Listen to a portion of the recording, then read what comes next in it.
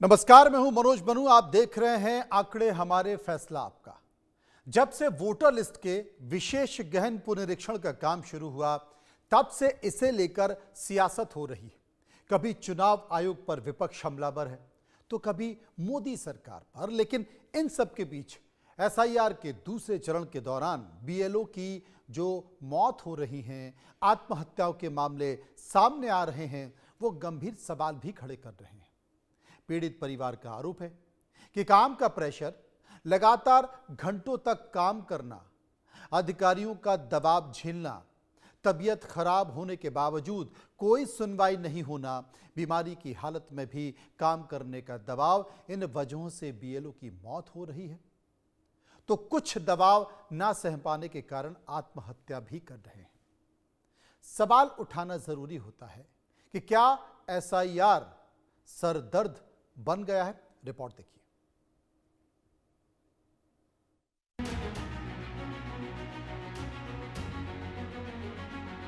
बिहार में विधानसभा चुनाव 2025 से पहले चुनाव आयोग ने वोटर लिस्ट के विशेष गहन पुनरीक्षण यानी एसआईआर को पूरा किया। विपक्ष वोटर लिस्ट से नाम काटे जाने का आरोप लगाता रहा, लेकिन चुनाव आयोग के मुताबिक एसआईआर प्रक्रिया का नतीजा सकारात्मक रहा। ना किसी बीएलओ की तबीयत बिगड़ने की ही खबर आई, ना ही किसी की मौत की, जबकि बिहार में तो एसआईआर का काम काफी कम समय से पूरा हो रहा है। बिहार के बाद जब एसआईआर 2.0 की प्रक्रिया शुरू हुई, तो मानो एसआईआर प्रक्रिया को किसी की नजर लग गई। चुनाव आयोग ने 9 राज्यों, 3 केंद्र शासित प्रदेशों में एसआईआर, छत्तीसगढ़, गोवा, गुजरात, केरल, मध्य प्रदेश में एसआईआर जारी। 4 नवंबर को इन सभी राज्यों और केंद्र शासित प्रदेशों में एसआईआर की प्रक्रिया शुरू हुई, जो 4 दिसंबर तक चलेगी। फाइनल वोटर लिस्ट 7 फरवरी को पब्लिश की जाएगी, यानी एसआईआर के दूसरे चरण में पहले चरण से ज्यादा वक्त मिल रहा है। लेकिन इस बीच एसआईआर 2.0 प्रक्रिया में लगे बीएलओ की हो रही मौतों और आत्महत्याओं ने देश भर को झकझोर कर रख दिया है। कहां बीएलओ की मौत। अब तक 16 से अधिक बीएलओ की मौत हुई। मध्य प्रदेश के शहडोल में बीएलओ की मौत। 54 साल के शिक्षक को आया हार्ट अटैक। एसआईआर प्रक्रिया के दौरान हार्ट अटैक से मौत। इससे पहले मध्य प्रदेश में ही 4 बीएलओ की मौत। फिर बंगाल में एक महिला बीएलओ ने की आत्महत्या। बंगाल के ही नादिया में एक बीएलओ की शव छत से लटका मिला। जयपुर में बीएलओ ने ट्रेन के आगे छलांग लगा दी। गुजरात में 4 बीएलओ की हुई मौत। बीएलओ की लगातार हो रही मौतों को लेकर कहा जा रहा है कि बीमारी के चलते मौतें हुई हैं। लेकिन जिन बीएलओ ने आत्महत्या की, उनका क्या? परिवार वाले बीमारी की बात से इनकार कर रहे हैं। परिवार वालों का आरोप है कि क्या है परिवार वालों के आरोप? बीएलओ पर काम का बहुत ज्यादा दबाव। तबीयत खराब होने पर भी काम का बनाया जा रहा है प्रेशर। बीमारी की हालत में भी नहीं मिल रही छुट्टी। अधिकारियों की धमकियों से बीएलओ परेशान। लापरवाही पर सस्पेंड करने से भी बीएलओ परेशान। कुछ ही जगहों पर एसआईआर में लगे कर्मियों पर मुकदमे दर्ज। यूपी के गौतम बुद्ध नगर में 60 से अधिक कर्मचारियों पर एफआईआर। बीएलओ, सहायक और सुपरवाइजरों पर एफआईआर दर्ज। काम में लापरवाही बरतने के आरोप में केस दर्ज। बीएलओ की मौतों और आत्महत्याओं को काम के दबाव से जोड़े जाने पर चुनाव आयोग हैरान है। इन बातों की सच्चाई जानने की कोशिश कर रहा है। आयोग के मुताबिक चुनाव आयोग ने क्या कहा? बिहार में कम समय में ही एसआईआर हुआ। बिहार में लापरवाही बरतने पर 450 बीएलओ निलंबित किए गए। बिहार में ऐसी एक भी घटना सामने नहीं आई। एसआईआर 2.0 में बीएलओ की मौत, आत्महत्याओं से हैरानी। राज्यों के मुख्य निर्वाचन पदाधिकारियों से मांगी रिपोर्ट। चुनाव आयोग ने बेशक काम के प्रेशर को मानने को तैयार नहीं है, लेकिन हकीकत तो यही है कि एसआईआर के काम में लगे बीएलओ की मौत हो रही है। कुछ खुदकुशी भी कर रहे हैं। एसआईआर के दौरान बीएलओ की प्रतिनियुक्ति सीधे चुनाव आयोग करता है, इसीलिए उनकी सुरक्षा और स्वास्थ्य की पूरी जिम्मेदारी भी आयोग की ही बनती है। बीएलओ के काम को देखते हुए पिछले दिनों उनके भत्तों में भी बढ़ोतरी की गई। बीएलओ के भत्तों में बढ़ोतरी।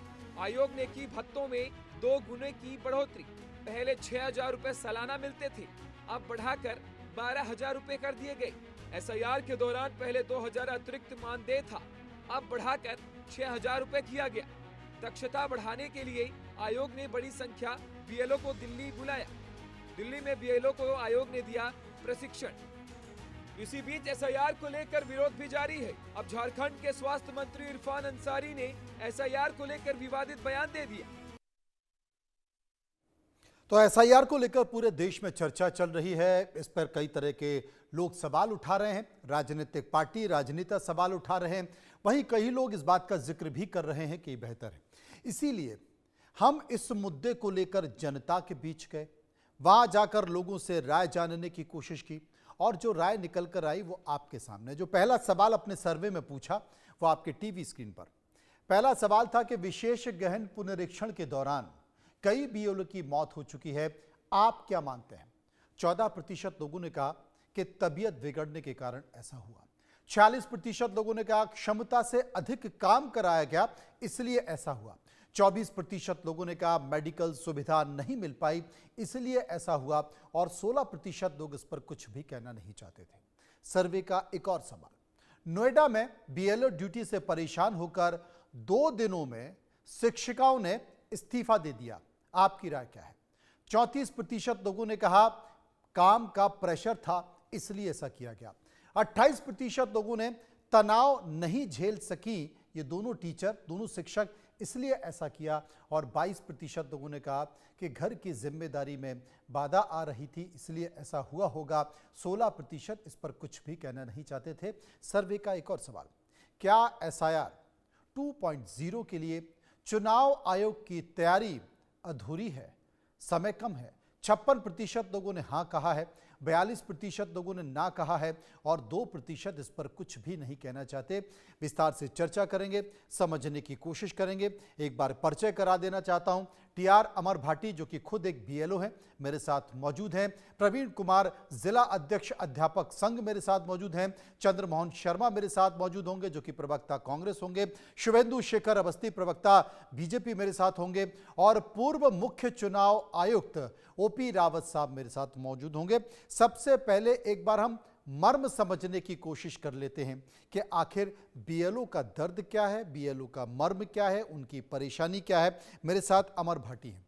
भाटी जी, सबसे पहले मैं ये जानने की कोशिश करना चाहूंगा कि सभी जगह एसआईआर चल रहा है, देश भर में बीएलओ इस काम को कर रहे हैं और कई जगह बहुत अच्छा काम भी कर रहे हैं, कई जगह उनके काम को सराहा जा रहा है, कई जगह वो शारीरिक और मानसिक प्रताड़ना की बात भी कर रहे हैं, परेशान हो जा रहे हैं।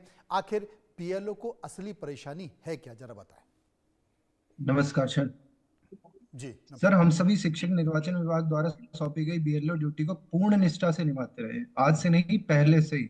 हमारा मूल कार्य शिक्षण का है, फिर भी सर राष्ट्रीय कर्तव्य समझकर हम हर निर्देश का पालन करने का प्रयास करते हैं। यदि किसी कार्य में त्रुटि या विलंब पाया भी गया है तो सर जानबूझकर नहीं होता, बल्कि कार्यभार की अधिकता, विद्यालयीन गतिविधियों, तकनीकी कठिनाइयों या निर्वाचन से संबंधित सामग्री सूचना समय पर उपलब्ध ना होने के कारण हो सकता है। मैं आपको कुछ जमीनी स्तर पर जो हमें कठिनाइयां महसूस हो रही है मैं उन्हें बताना चाहूंगा। जी बताएं। हम जाते हैं किसी हाउस होल्ड पर, उनसे हमने पर्चियां बांटी हैं सर। उसके बाद में हमें हाउस होल्ड्स का कॉपरेशन नहीं मिल पा रहा है। ऐसा भी हुआ है, हम सुबह 7 बजे से रात को 10 बजे तक जाते हैं, कुछ लोग छुट्टी पर रहते हैं, पर्चियां बांटी, हमें पर्चियां नहीं मिली हैं। जाकर हमने वो भी सारी चीजें देखी, पूरा बंडल उठाकर डोर घूम रहे हैं, रात को 10-10 बजे घर आ रहे हैं और सर उन्हें ऑनलाइन किया जा रहा है।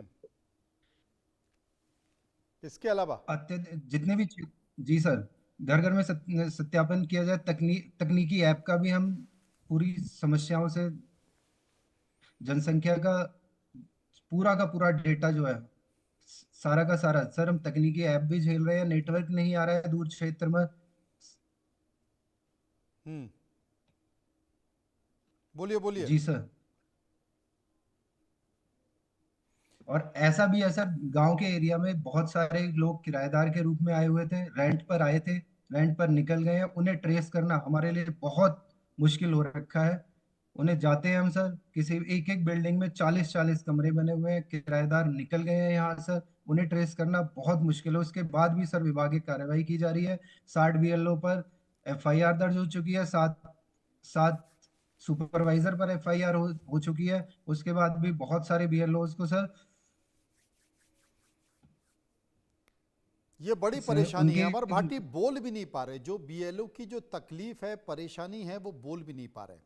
ओपी रावत साहब जो कि मुख्य चुनाव आयुक्त रहे और आज हमने अपने चैनल पर उनको इसलिए भी आमंत्रित किया है क्योंकि सबसे ज़्यादा परेशानी बीएलओ नहीं झेल रहे हैं, बल्कि सबसे ज़्यादा परेशानी जो ज़िलों के कलेक्टर्स हैं, डीएम हैं, वो भी झेल रहे हैं, क्योंकि उन्हें किसी भी तरह से इसे पूरा करना है। ओपी रावत साहब कई ज़िलों के कलेक्टर भी रहे हैं, मुख्यमंत्री कार्यालय में भी रहे हैं और उसके बाद फिर वो देश के मुख्य चुनाव आयुक्त रहे हैं। बहुत शानदार उनका कार्यकाल रहा है। रावत साहब, स्वागत है आपका इंडिया न्यूज़ में। मैंने इसलिए आपको बुलाया है क्योंकि ज़िले के कलेक्टर से, एसडीएम से लेकर, कलेक्टर से लेकर और मुख्य चुनाव आयुक्त तक आपने पूरी प्रक्रिया को बहुत बेहतर तरीके से समझा है। अब इस देश में जो एसआईआर हो रही है, स्वाभाविक तौर पर होनी भी चाहिए क्योंकि मतदाता सूची का परीक्षण होता रहना चाहिए समय पे, लेकिन जो परेशानी देश भर में बीएलओ को आ रही है, उसके पीछे का कारण क्या है? क्या कम समय होना है, पूरी तरह से तैयारी नहीं होना है, जो वोटर लिस्ट है उनकी एक परेशानी है? आखिर आप इसे कैसे देखते हैं, इस परेशानी को लेकर? मनोज, मैं इसको देखता हूँ परसेप्शन की कमी जी। ऊपर से परसेप्शन ये है कि बिहार में हो गया तो यहाँ भी हो जाए। ये नहीं देखा जा रहा है कि बिहार में समय था, स्कूल वगैरह उस समय सत्र प्रारंभ हुआ था, उस समय कोई ज़्यादा काम नहीं होता है, कोर्स पूरा करने का डेडलाइन नहीं होती है, परीक्षाएं नहीं आ रही होती हैं, बारिश का समय होता है, बाढ़ का समय होता है, तो उस समय सब लोग अपने अपने उसमें व्यस्त रहते हैं और घर पर मिल जाते हैं, आसानी से फॉर्म दे सकते हैं, आप फॉर्म ले सकते हैं। सिर्फ उस बिहार में परेशानी थी तो डॉक्यूमेंट की थी कि वो 11 डॉक्यूमेंट नहीं मिल सकते थे, इसलिए उस पर विवाद हुआ, काफ़ी विवाद हुआ और उसको धीरे धीरे इलेक्शन कमीशन ने रिलैक्स भी किया। यहाँ पर स्थिति ये है कि हम नवंबर दिसंबर में बैठे हैं, स्कूलों में ये दबाव प्रिंसिपल की तरफ से है कि जिसका कोर्स पूरा नहीं होगा उसके खिलाफ कार्रवाई होगी, ये होगा वो होगा, तो बेचारा वो कोर्स पूरा करने के चक्कर में भी लगा हुआ है। दूसरे इधर एफआईआर इलेक्शन कमीशन लगाना चालू कर रहा है, अपनी सेना के सैनिकों के प्रति कोई एफआईआर नहीं करता।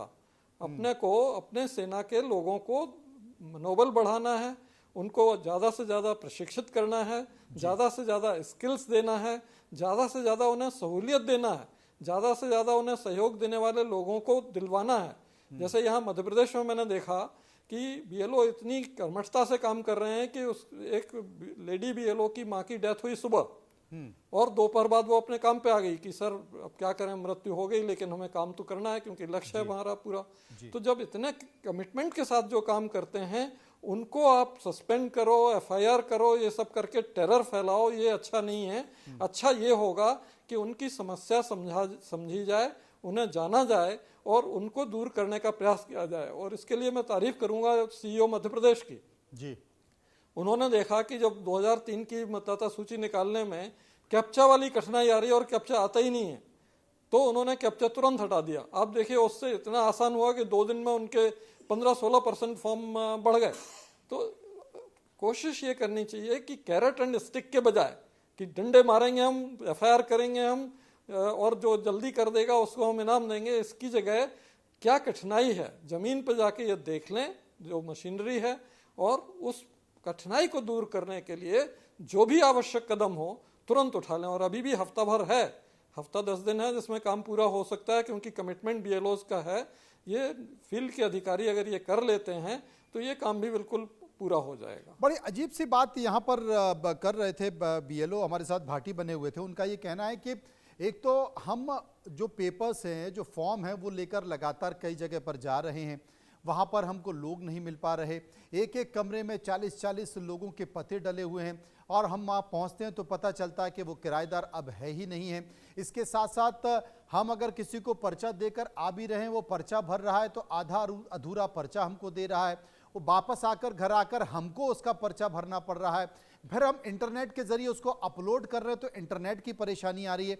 ये जो तमाम सुविधाएं हैं, क्योंकि अगर कोई प्रक्रिया करते हैं तो उसकी सुविधाएं भी होती हैं और सारी जिम्मेदारी बीएलओ की है, क्योंकि बीएलओ के बारे में बस इतना भर देखा जा रहा है कि आपने कितने फॉर्म भरे, आपने कितना जो है एनरोलमेंट किया, आपने कितने नंबर्स किए, ये पूरी जिम्मेदारी बीएलओ के ऊपर डाली जा रही है। उनकी जो बेसिक जो परेशानी है वो देखी नहीं जा रही। और देश में 15-16 लोगों ने अगर इस पे जान दे दी, जान चली गई, कुछ ने आत्महत्या कर लिया, लोग अपने अपने पद से इस्तीफा दे रहे हैं। एक बड़े प्रदेश के बड़े कलेक्टर ने तो यहाँ तक मुझसे कहा कि यार इससे अच्छा होता कि तबादला जो लिस्ट आने वाली थी फरवरी के बाद वो पहले ही आ जाती तो कम से कम मैं इससे फारिग हो जाता। रावत साहब। हाँ, बिल्कुल सही है। लोगों को जो इस तरह के टाइम बाउंड प्रोग्राम करने के समय में सिर्फ classical method carrot and stick अपनाते रहे हैं, उन्हें ये बहुत बवाल लगता है। लेकिन ये है नहीं। अगर आप ज़मीन पर अपने बीएलओ से बात करें, उनकी कठिनाई खुद जाके देखें, लोग नहीं मिल रहे हैं, 40-40 लोग गायब हैं, ये सब चीज़ें अगर आप खुद देखें और उसका हल निकालें, क्योंकि आपका जो स्किल लेवल है वो हायर है, आप हायर पोस्ट पर हो, आप देख लोगे तो उसका अच्छा हल निकाल लोगे और बीएलओ की ऐसी मदद हो जाएगी कि जिससे वो बड़ी सुविधापूर्वक अपना काम संपन्न कर सकेगा। ज़रूरत इस बात की है। तो रावत साहब, क्या इसका समय सीमा बढ़ाई जा सकती है?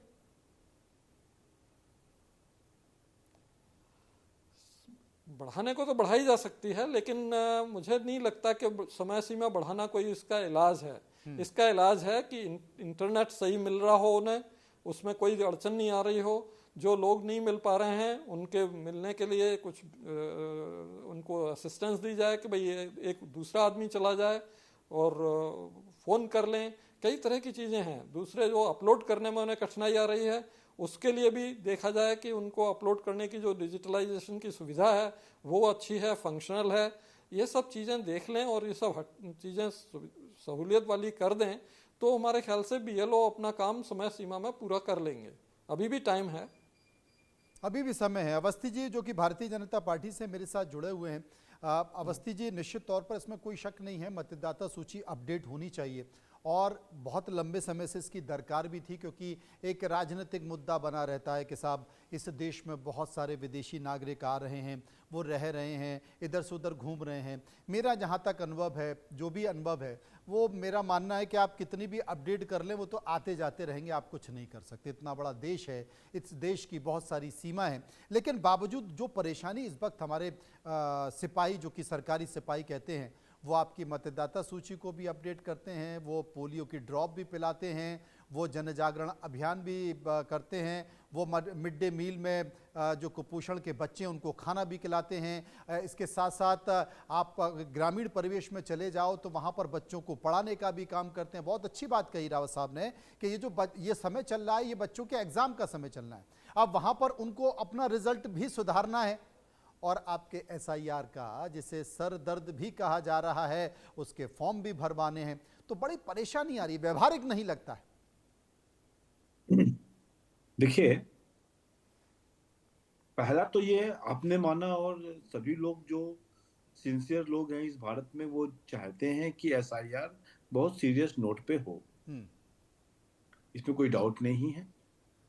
जो पॉलिटिकल पार्टी इसको मना कर रही हैं वो लगता है उनका कुछ और उद्देश्य है, उस पर मैं नहीं जाऊंगा। आज अपने चर्चा पे ही रहेंगे, अपने विषय पे रहेंगे। एग्जाम्पल के लिए बोलना चाहता हूं कि लगभग राजस्थान का एग्जाम्पल ले लेता हूं मैं। लगभग 5 करोड़ वोटर हैं और 1,50,000 बीएलओस काम कर रहे हैं और एक बीएलओस के नीचे 2 असिस्टेंट भी दिए गए हैं। मेरे को लगता है यदि हम 5 करोड़ डिवाइड बाई 1.5 लाख करें तो 400, 450, 500 वोटों को से लेके 1000 वोटों को आपको सर्टिफाई करना है। हमारी जानकारी के हिसाब से 4 नवंबर से ये प्रोसेस चालू किया गया है और लगभग 80% कार्य पूरा हो गया है। और लगभग राजस्थान का ही एग्जाम्पल लो, मैं पढ़ रहा था एक आर्टिकल में, लगभग 500 बीएलओस ने अपना काम पूरा कर लिया है 20 तारीख तक ही। इसको खाली मैं ये कहना चाहता हूँ आपके चैनल के साथ कि ये एक राष्ट्रीय विषय है जिसमें एसआईआर हो रही है, बहुत वर्षों के बाद हो रही है। 2002 के बाद 20 साल के बाद हुई है कि ये हर साल नहीं होती है, ना हर साल होगी। तो ये एक टेम्परेरी फेज है जिसमें थोड़ी ज़्यादा मेहनत करनी पड़ सकती है। टीचरों को आदत शायद इतनी मेहनत के टाइम बाउंड के ऊपर नहीं हो कुछ टीचरों को। अब आप देखिए नोएडा का जो लोग 60 लोगों को सस्पेंड किया गया है, उसका क्या कारण था? 3 बार नोटिस दी गई थी कि वो अपने नियत स्थान पे जहां उनको जाना था वहां पहुंचे और वो लोग पहुंचे ही नहीं। डीएम की पहली वार्निंग, दूसरी वार्निंग और फिर तीसरी वार्निंग।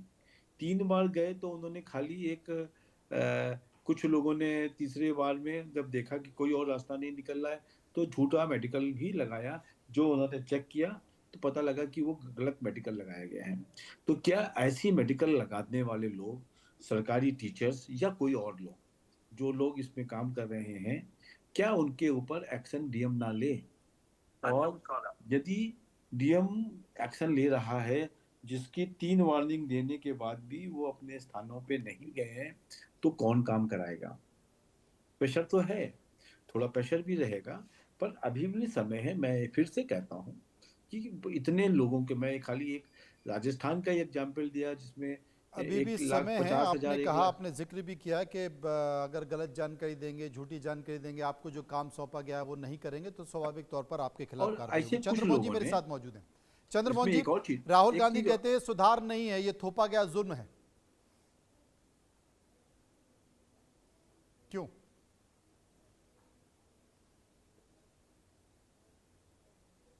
चंद्रमोहन जी एक बार अनम्यूट कर लीजिए प्लीज। मनोज जी, किसी भी चीज के ऊपर प्रमाण की आवश्यकता तब नहीं पड़ती जब उसके प्रमाण और उसके सबूत सामने रख दिए जाए।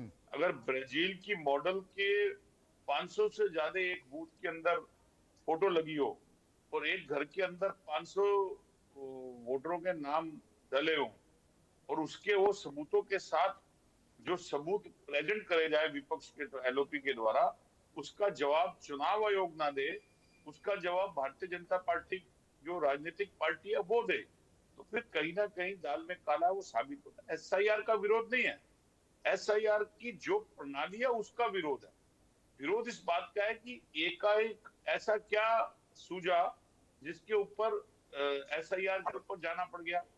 और आपने 2014, 2019, 2024 इलेक्शन इस पे जीता और ना जाने कितनी सरकारें इसी इलेक्शन की वोटर लिस्ट और इसी इलेक्शन प्रणाली पे बनाई है। कुछ नया आइडिया आया होगा, संदेह के बाद, क्या कहा आपने? कुछ नया आइडिया आया होगा। हाँ, मैं वो दे रहा हूँ, जवाब दे रहा हूँ। जब संदेह के बादल सबूतों के साथ एलओपी नेता राहुल गांधी ने सामने रखे, जो देश के अंदर एक हड़कंप था और देश के लोगों को पता चला, तो आपने उसकी ढाल एसआईआर के अंदर बदल डाली। जो भी मेरे भाजपा के मित्र बोल रहे हैं, कहना आसान है लेकिन उसको झेलना बहुत डिफिकल्ट है। ऐसा क्या है कि अगर 6 राज्यों के अंदर हो रहा है और 18 से ज्यादा बीएलओ की आकस्मिक मौत हो रही है, कौन सा ऐसा प्रेशर है? ऐसे कई जगह मिली है जहां बीजेपी के नेता इंटरनल प्रेशर डलवाकर किसी का नाम कटवाना चाह रहे हैं। कहीं कोई अगर अल्पसंख्यक वर्ग है, कहीं दलित वर्ग है, कोई दूसरा है, तो ये एक सोची समझी रणनीति है जिसको चुनाव आयोग के थ्रू उसको इम्प्लीमेंट करने की कोशिश करी जा रही है, जो एक लोकतंत्र के लिए बहुत खतरनाक साबित होगी। क्योंकि जहां 90% वोट बिहार के अंदर आ जाएं और चुनाव आयोग जब इलेक्शन डिक्लेयर हो जाए, वो डिक्लेयर होने के बाद 1,10,00,000 महिलाओं के अकाउंट में पैसे डलवा दे, चुनाव डिक्लेयर है, और जबकि वो डिक्लेयर देखा जाए चुनाव नहीं, अगर ये नहीं डलवा दे तो आप डलवा देते ना। अब आप मतलब जो महागठबंधन है उसने भी तो 30,000 की बात कर दी थी, लेकिन जिस लोकतंत्र की बात कर रहे हैं उसी लोकतंत्र के निर्माण और उसको और मजबूत करने के लिए तो एसआईआर की जा रही है, ऐसा कहा जा रहा है। प्रवीण कुमार मेरे साथ मौजूद है, जिला अध्यक्ष अध्यापक संघ है। प्रवीण जी, परेशानी क्या आ रही है, तकलीफ क्या आ रही है जिसके कारण शिक्षक इस्तीफा दे रहे हैं? जी, पहली बात तो ये है कि आपको बहुत बहुत धन्यवाद जी कि आपने शिक्षकों की समस्या को उठाने का प्रयास किया। और जुड़े हुए सभी साथियों को मेरा नमस्कार।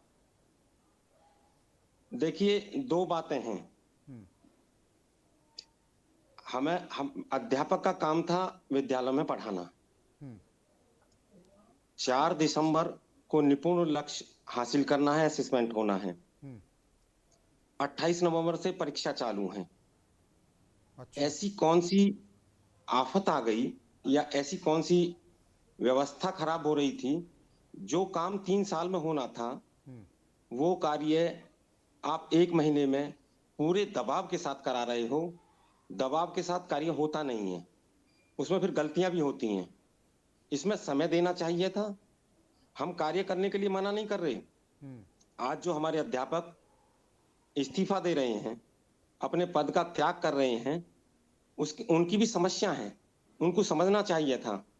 जिलाधिकारी महोदया जी ने हमारे सभी अध्यापकों की CCL बाल्य देखभाल अवकाश BLO हैं, ठीक है, BLO के अलावा भी बंद करती। उसके बावजूद मेडिकल, कोई BLO बीमार हो गया तो उसे मेडिकल नहीं मिलेगा। काम काम के तरीके से होता है, काम करने के लिए हम मना नहीं कर रहे। जो राष्ट्र हित का काम है उसे हम अच्छे से करेंगे, कर भी रहे हैं। उसके बावजूद हमारे ऊपर सेवा समाप्ति का आदेश, प्रतिकूल प्रविष्टि जारी और FIR। अभी मुझे पता लगा है, कई सारे लोगों ने बताया कि थाने से फोन आ रहे हैं BLO को कि आप थाने आइए, आप हमसे काम भी कराना चाह रहे हैं, हम काम कर भी रहे हैं और ये हमारा मानसिक उत्पीड़न हो रहा है। इससे हम बहुत त्रस्त हैं। कल हमने जिलाधिकारी महोदया जी को पत्र के द्वारा अवगत कराया कि इसमें समय दिया जाए और कार्य को शुचितापूर्ण हो सके, हम भी करना चाहते हैं। हमारे अभी भाजपा के प्रवक्ता सुवेंद्र जी बोल रहे थे, कार्य को हमने मना नहीं किया, जबकि हमारा जो कार्य है। किस जिला अधिकारी को पत्र लिखा है, किससे ये डिमांड रखी है, किससे मांग? जिलाधिकारी महोदया गौतम बुद्ध नगर नोएडा जी। कल लिखा है। सभी media, electronic media, print media ने बहुत अच्छे से उसे उसका लिखा भी है। ये तमाम सारी परेशानी है, ये तमाम सारी परेशानी है। रावत साहब, 2 सवाल और हमने पूछे, क्योंकि अब इसमें फर्जीवाड़ा भी शुरू हो गया। पूरे देश में साइबर क्राइम चल रहा है। अब मौके पे चौका मार दिया साइबर क्राइम वालों ने। अब वो कैसे मारा, इसी को लेकर एक सवाल हमने पूछा। सवाल हमारा ये था कि क्या फर्जी BLO बनकर भी लोग घरों से जानकारी इकट्ठा कर रहे हैं, OTP भेज रहे हैं? 42% लोगों ने हाँ कहा है, बोले साहब ऐसा हो रहा है। 48% लोगों ने ना कहा है और 10% इस पर कुछ भी कहना नहीं चाहते। सवाल एक और हमने पूछा कि क्या SIR के दौरान BLO और सुपरवाइजर काम चोरी कर रहे हैं, इसलिए विवाद बढ़ रहा है? 48% लोगों ने हाँ कहा है, 50% लोगों ने ना कहा है, 2% कुछ भी कहना नहीं चाह रहे। रावत साहब, जिस बात का जिक्र अभी कर रहे थे प्रवीण कुमार, जो कि अध्यापक संघ के, क्योंकि 2 टीचरों ने इस्तीफा दे दिया। अब आप देखिए वो कह रहे हैं। 1 मिनट जी, 1 मिनट का समय और लूंगा मैं। ले लीजिए। बात FIR की नहीं है जी, बात ये मानसिक शोषण की है। जिस राष्ट्र के काम के लिए, जिस राष्ट्र हित के काम के लिए हम लोग नियुक्त हैं, काम हमारा बच्चों को पढ़ाने का था, परंतु सरकार ने अगर हमें काम दिया है, शासन प्रशासन ने काम दिया, हम उसे अच्छे से करना चाहते हैं। उसके लिए समय चाहिए। दबाव बना के धमकाया भी जा रहा है BLO को, ये बिल्कुल गलत है। मैंने पत्र के माध्यम से अवगत भी कराया है। मैं माननीय मुख्यमंत्री जी को भी लिखूंगा कि अगर अधिकारियों के व्यवहार में सुधार नहीं आया तो हम सामूहिक इसका बहिष्कार करेंगे SIR का, जो और प्रदेशों में भी एक आध प्रदेश में चल भी रहा है। मैंने ये भी कहा कि भाई हम काम करने का एक तरीका होता है, वो काम हम कर रहे हैं, हम मना नहीं कर रहे काम करने के लिए, परंतु हमको प्रताड़ित ना किया जाए, हमारा मानसिक शोषण नहीं किया जाए। समझ गया, मानसिक शोषण भी हो रहा है, शारीरिक शोषण भी हो रहा है, FIR भी हो रही है, इस्तीफा भी दिया जा रहा है और थाने से फोन भी आ रहा है। जब फॉर्म सुपरवाइजर को दे दिया जाता है और रात के 1:30 बजे OTP मांगा जाता है, जो व्यक्ति 7 बजे से 12 बजे तक काम कर रहा है, उस 7 बजे से 11 बजे तक, 10 बजे तक काम कर रहा है, उससे रात को 12:30 बजे, 1:30 बजे OTP मांगा जाता है, ये गलत है। ये तमाम तरह की प्रक्रिया है। इस प्रक्रिया में कोई समय नहीं है। मानसिक शारीरिक शोषण दिखाई दे रहा है। रावत साहब, लोकतंत्र को मजबूत करने के लिए SIR की जा रही थी, लेकिन लोकतंत्र के जो बहुत सारे पिलर हैं वो उनका दर्द, उनकी वेदना, उनका मर्म निकल कर आ रहा है, जिसका जिक्र प्रवीण कुमार कर रहे हैं। बिल्कुल सही कहा आपने। देखिए, लोकतंत्र अपने यहाँ मजबूत है, रहेगा, कोई चिंता की बात नहीं है। और कोई ऐसा ऐतिहासिक काम भी नहीं है कि एसआईआर बहुत ज़्यादा डिफरेंट है।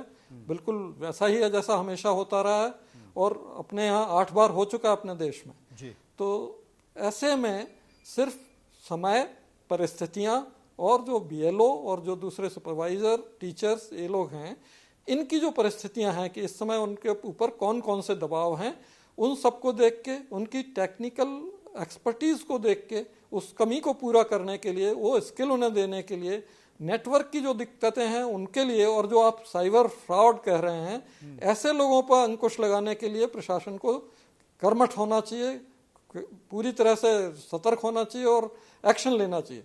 उसकी जगह अगर बीएलओ को सस्पेंड करेंगे, उस पर एफआईआर करेंगे, उसे थाने से फोन कराएंगे, तो ये तो सेल्फ डिफीटिंग होगा, अपने आप को खत्म करने वाला काम होगा। ऐसा करना बिल्कुल ठीक नहीं है और ऐसा कभी नहीं होना चाहिए। लेकिन आपने कहा कि 8 बार हो चुका है, तो 8 बार ऐसा बवाल नहीं हुआ, इस बार इतना बवाल क्यों हो रहा है? बवाल का कारण यही है कि जैसे कुछ राज्यों में तो चुनाव है, तो चुनाव के समय सारी पॉलिटिकल पार्टीज प्रेशर बनाती हैं, पोस्चरिंग करती हैं, ये सब करती हैं, तो वो सब भी लोगों को झेलना पड़ रहा है। बाकी जहां चुनाव नहीं है वहां स्थितियां उस तरह की नहीं है, लेकिन दबाव है काम का कि हमें स्कूल में कोर्स पूरा करना है, परीक्षा देखनी है, परीक्षा की कॉपी जांचनी है, और इधर एसआईआर भी करना है, और सब टाइम बाउंड है, क्योंकि अगर टाइम में नहीं हुआ तो सब जगह हमें दंड मिलेगा, और हर जगह वही है, दंड दंड दंड। तो वो बेचारा क्या करे? सही बात है। एसएचओ साहब का फोन आ जा रहा है और रात को 1:30 बजे ओटीपी मांग लिया जा रहा है। बहुत बहुत शुक्रिया करेंगे रावत साहब का जो हमारे साथ बने हुए। शुभेंदु जी, लोकतंत्र को मजबूत कर रहे हैं, लेकिन लोकतंत्र के बहुत सारे पिलर हैं, वो पिलर दर्द में हैं। उन पिलर का मर्म समझने की कोशिश की नहीं। अच्छा काम हो रहा है, एसआईआर होना बहुत जरूरी है। इस देश में एक एक मतदाता स्पष्ट तौर पर सामने आना चाहिए कि कौन गलत है, कौन फर्जी है, कौन देश का नागरिक है, कौन नहीं है। लेकिन मर्म, तकलीफ, पीड़ा के साथ एसएचओ साहब जो है फोन कर रहे हैं, डंडा खटका दिया जा रहा है, रात को 1:30 बजे घंटी आ जा रही है, बोले ओटीपी तो दे दो। मैं इस पे आपको कहूंगा, और भारतीय जनता पार्टी के प्रवक्ता के नाते भी ये कहूंगा, एक व्यक्तिगत भी मैं कहूंगा कि यदि किसी क्षेत्रों में नेटवर्क का इशू है और उनको ओटीपी नहीं मिल पा रहा है, या नेटवर्क के कारण अपलोड नहीं हो पा रहा है वेबसाइट पे, तो ये समस्याओं का समाधान इलेक्शन कमीशन को करना चाहिए। अब यदि कुछ लोगों ने अचानक, जब उनको ड्यूटी दी गई और उन्होंने काम पे नहीं गए, और अचानक 25-30 लोगों ने मेडिकल लगा दिया, तो ये खुद जिला अधिकारी को भी चेक करना चाहिए कि उसमें से 20 लोगों में से, 25 लोगों में से, जैसा कि नोएडा में आया, सबने मास मेडिकल लगा दिया। कई तो एक ही हॉस्पिटल के बने हुए मेडिकल सर्टिफिकेट थे, जब चेक किया गया तो कोई भी मेडिकल हॉस्पिटल में नहीं चंद्रमोहन जी, शुभेंदु जी कह रहे हैं फर्जीवाड़ा भी हो रहा है, इसलिए तकलीफ हो रही है। उसमें क्या होता है कि यदि 20 लोगों ने गलत लगाया और 2 लोग उसमें सही भी हैं, जिनकी एक्चुअल तबीयत खराब होगी, तो एक जनरल ऐसी परिस्थितियां हो जाती है, आ जाती है। तो ऐसा जो देखने वाला है, चंद्रमोहन जी, समय कम है, तो मैं ऐसा कहूंगा जरूर कि यदि कहीं पे सुविधाओं की कमी है, हमने एक बीएलए के साथ 2 और उनके सहायक भी दिए हैं, उनकी भी सहायता लीजिए। कुछ जगह पे यदि कंप्यूटर नेटवर्किंग की कमी है, उसको देखिए। और कई बार हमारे शिक्षकों ने बहुत अच्छा करके दिखाया। मनोज जी, मैं इसमें एक बात कहना चाहता हूँ। आप 1 महीने के लिए विद्यालय बंद करिए, हम सारे बीएलओ 2500 लोग गौतम बुद्ध नगर में अध्यापक हैं, 2500 में से 1800 लोगों की ड्यूटी लगी हुई है। आप 1 महीने की छुट्टी करिए, हम सब लोग मिलकर इस कार्य को पूरा करेंगे। हम कार्य करने के लिए मना नहीं कर रहे, परंतु हमें मानसिक प्रताड़ित ना किया जाए। नहीं, मैंने तो कहा ना आपको, मैंने आपको कहा कि एसएचओ का, पुलिस का कोई इसमें लेना देना नहीं है। अरे है ना, वो रात को फोन करके बुला रहे हैं, बोले जरा आइए, कहाँ है आप? ये अतिशयोक्ति है। मनोज जी, जब व्यवस्था चलाई न जा सके और वो भ्रष्टाचार में लिप्त हो जाए, और नहीं, ये तो कांग्रेस का व्यू हो सकता है। मैं एक मानवीय अधिकारों पे कह रहा हूँ कि पुलिस का काम शिक्षकों से बात करने का नहीं है, जी, और मैं यदि एक कहीं बात पर बताना है, चाह रहा हूँ, जी हटे तो कोई मैं मेडिकल ऐसा नहीं है जो फर्जी होगा, यदि कहीं सारे पर है मेडिकल तो फील्ड वहां के के लिए। जिलाधिकारी को इस सब चीजों का संज्ञान लेना चाहिए।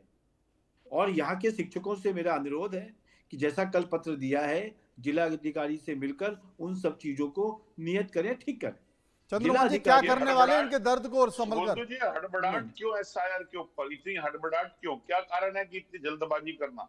और कोई जो चीज जल्दबाजी की नहीं है। सुचारू व्यवस्था जो के साथ आपने जिसकी जो व्यवस्था करी जानी चाहिए और उसकी व्यवस्था चंद बनाकर जो काम करा जाना चाहिए बिना स्टाफ के, जो कार्य एक 3 साल में एसआईआर के होना कारण चाहिए था देश उसे के 1 भविष्य महीने में का कैसा बच्चों पूरा की कर पढ़ाई पाएंगे? खराब, और चंद्र उसी के प्रकाश ऊपर जी, मानसिक उत्पीड़न के ऊपर बीएलओ जो आत्महत्या कर रहे हैं या किसी देखिए उत्पीड़न या प्रताड़ित होने के कारण ऐसा कर रहे हैं, उनका परिवार खराब। तो ऐसी व्यवस्था देखिए किस काम की, जिस व्यवस्था को चंद्र आप प्रकाश जी, एक चंद्र सुचारू रूप प्रकाश से जी, देश के अंदर अग्रसर ले जाना चाहते हैं? चंद्र सरकार प्रकाश की जी, नीयत क्या आपका है? चलिए, ये कांग्रेस आरोप पार्टी प्रत्यारोप होता रहेगा। बहुत बहुत शुक्रिया करेंगे सभी लोगों का जो मेरे साथ इस कार्यक्रम में बने रहे। एसआईआर एक अच्छे उद्देश्य के लिए की जा रही है। रावत साहब ने भी कहा इस देश में 8 बार हो चुकी है, उसके संकेत बेहतर होते हैं, लेकिन कहीं ना कहीं आनन फानन में कहें या जल्दबाजी में कहें, कुछ ऐसी व्यवस्थाएं हैं जहां पर पीड़ा हो रही है, तकलीफ हो रही है, लोग ठीक से काम नहीं कर पा रहे, लोग घर पर मिल नहीं पा रहे, फॉर्म नहीं भर पा रहे हैं, इंटरनेट नहीं होने के कारण परेशानी हो रही है।